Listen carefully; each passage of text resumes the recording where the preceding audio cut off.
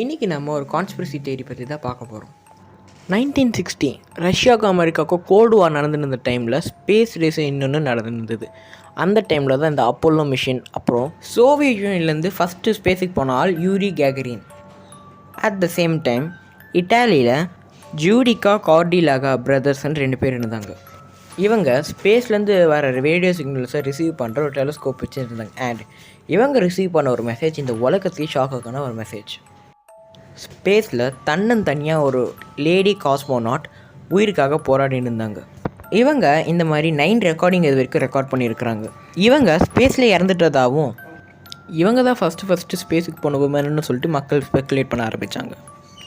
Russia இதை பற்றி பெருசாக பேசாததுக்கான அந்த டைமில் கோல்டு வார்ன்றது. இப்போ நான் உங்களுக்கு ஒரு ஒரிஜினலான ஆடியோ கிளிப் ப்ளே பண்ணி காமிக்க போகிறேன். இது யூடியூப்பில் கூட அவைலபிளாக தான் இருக்குது. நீங்கள் வேணால் போட்டு